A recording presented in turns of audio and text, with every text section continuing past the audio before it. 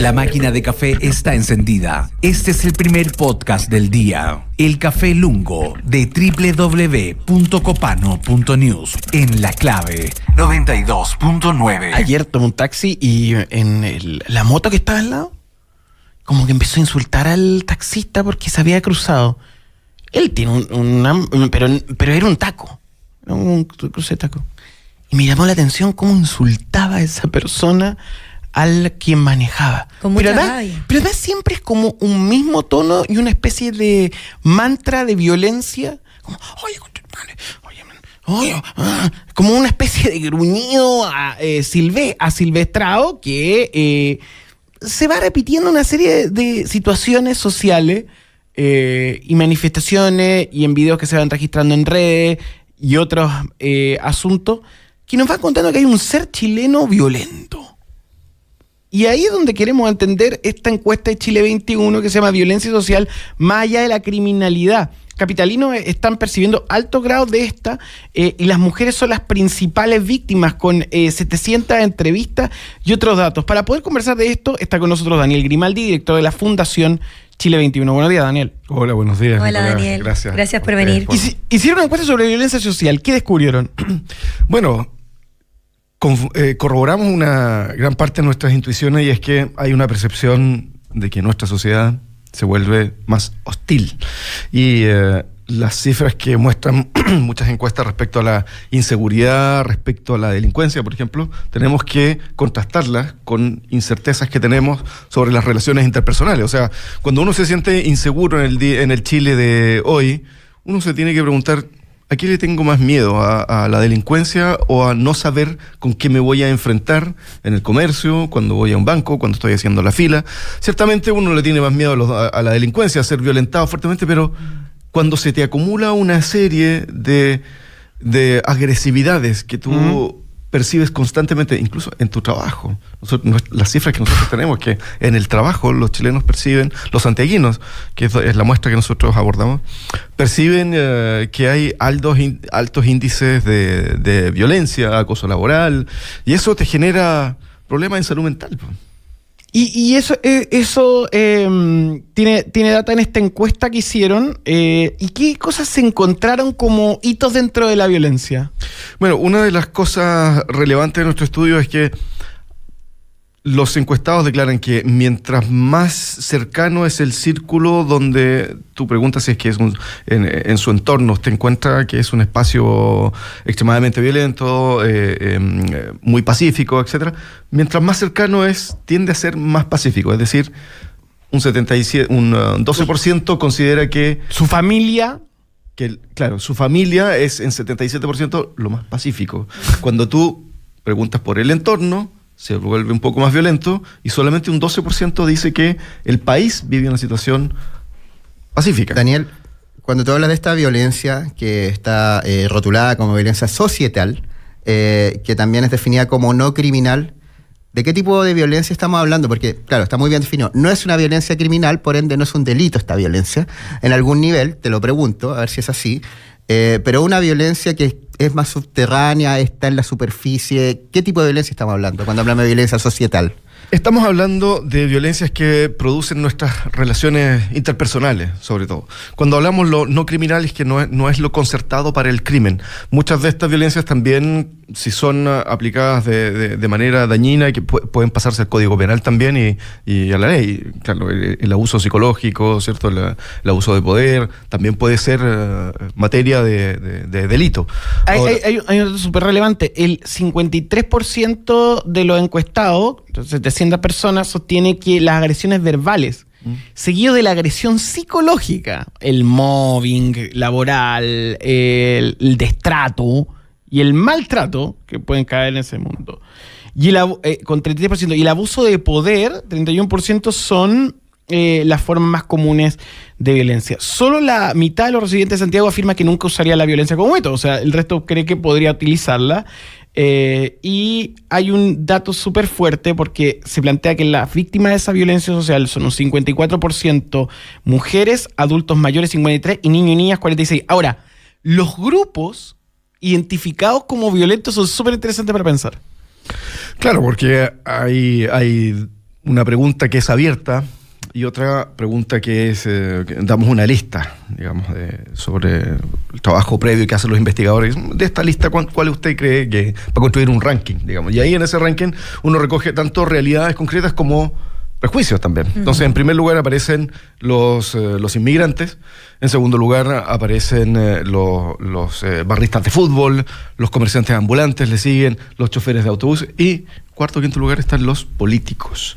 Lo interesante acá es que los políticos aparecen con una diferencia estadística prácticamente inexistente, ¿cierto? Ni siquiera llegan al margen de error.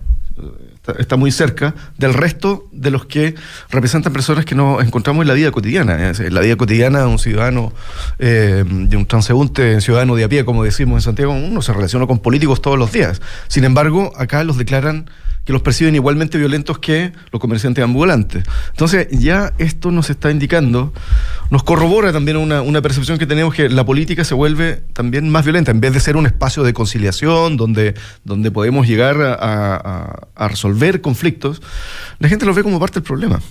Y eso es grave, porque después cuando preguntamos, ¿dónde usted observa, en qué personaje usted encuentra que se distribuyen más mensajes de odio? Eso, ¿quiénes son los que lo... Claro, y preguntamos personaje público, no, y es una pregunta abierta, no le decimos de esta lista de políticos cuál usted, tal vez no habría salido otra cosa. Entonces, es la mente, cuando tú preguntas quién distribuye mensajes de odio en el espacio público, puede ser reality shows, de cualquier persona. Medios de comunicación. Aparecen los políticos, aparece el presidente Boric, aparece Juan José Antonio Kast. Aparecen todos los políticos sin diferencia estadística, están igual. Y abajo salen comunicadores. Aparecen también comunicadores entre los otros. Hay un 31% que menciona otros. Y en esos otros aparecen comunicadores, aparecen gente que es ligada a los comentaristas deportivos, gente también de los reality shows aparecen por ahí. Entonces, lo curioso y lo impactante para nosotros es ver que la política en varias preguntas está considerada un espacio de violencia. Y eso que los políticos no andan con metralletas, no están promoviendo la vía armada, entonces, pero son promovidos de una... Igual, o sea, son percibidos de una manera violenta. Las discusiones... Igual, ojo, porque la gente cognitivamente tiene falencia, perdón... Bueno, la educación también. La educación. Muy al debe, eso también lo de la encuesta. Quizá cuando le dicen, la gente cuando dicen quién distribuye mensajes de odio, habla de sus odios personales. Aquí hago esa... Claro. Es que es un tema de salud mental también. Porque la gente no diferencia mucho cuando le dicen, te hago una pregunta de hablemos de el drama de cuando uno va a un seminario y dice, esto es un comentario más que una pregunta. Entonces la gente aprovecha también de entregar su nombre al juego. Entonces, los personajes que salen mencionados aquí, muchos de ellos no podríamos decir que emiten un mensaje de odio, podríamos decir, oye, este es un mensaje de odio. Algunos sí.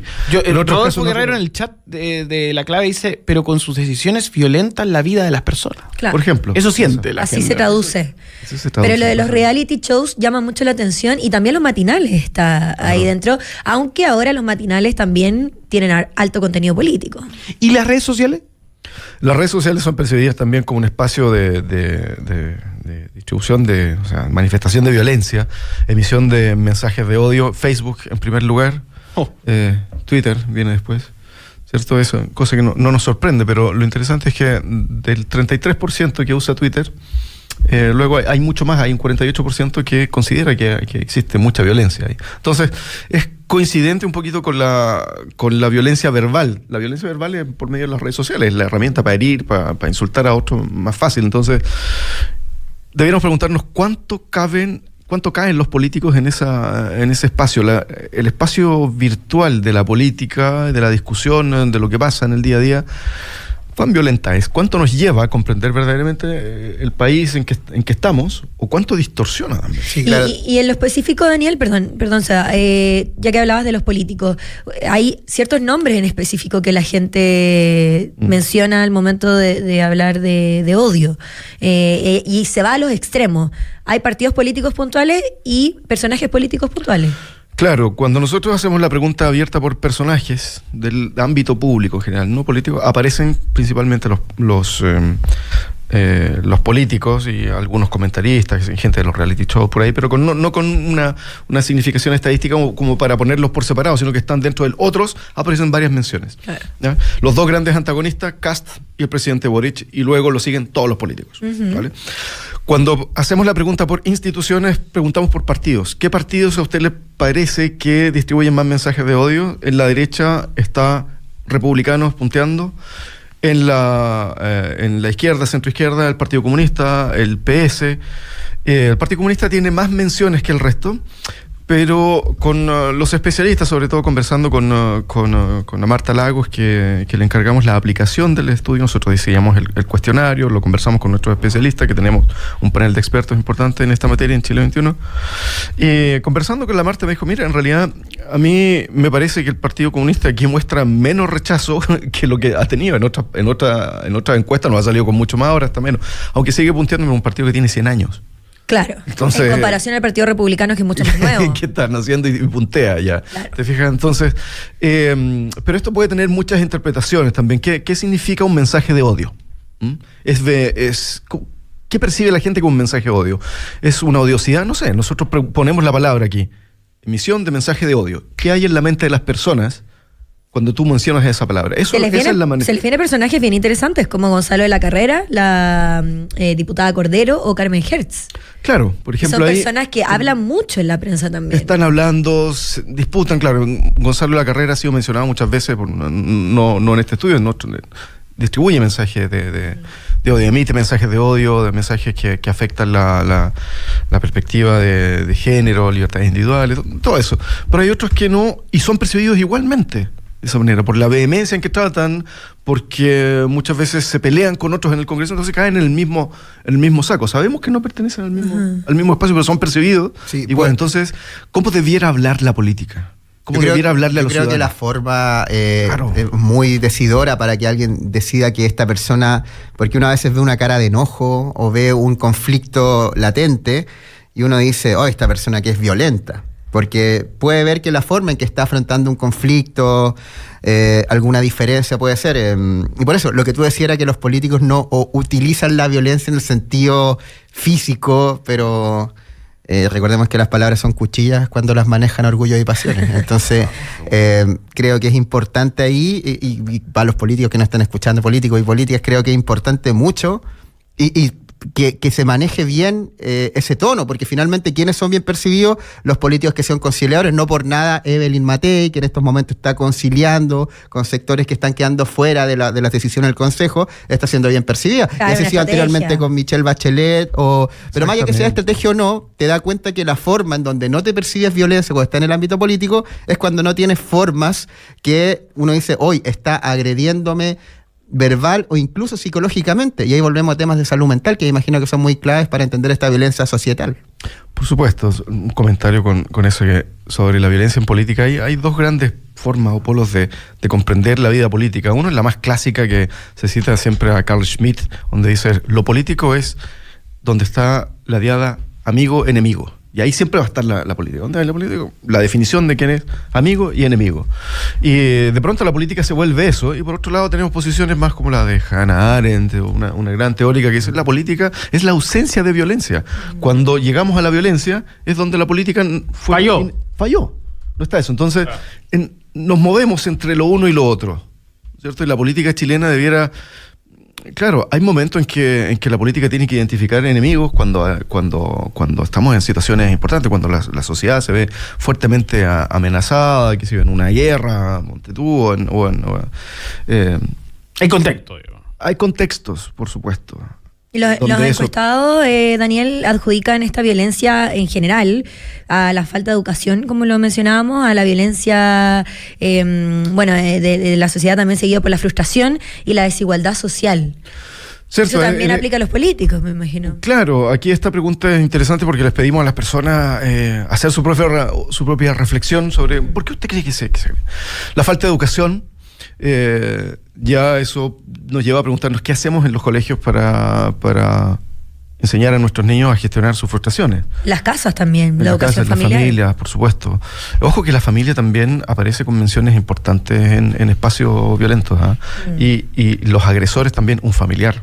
es importante ahí centrarse. Daniel, muchas gracias por esta conversación. ¿Está disponible Está estudio? disponible en el sitio web de Chile 21. Pueden encontrar tanto el documento completo como la presentación en video que hicimos también. Una cifra muy importante, el 60% de los encuestados mostró síntomas de ansiedad o depresión. Esa es la conversación que hemos tratado de llevar esta mañana. Muchas gracias, Daniel. Muchas gracias, Daniel. Francisca. Muy bueno el estudio. Muchas gracias, Sebastián Flores Muga. Gracias a usted y gracias, Daniel, por venir acá a Radio La Clave 92.9. Y a nuestros auditores que sigan a continuación con los buenos de Clave Morse. Sigan en la 92.9 todo el día. Los queremos. Chao. Chao, que estén bien.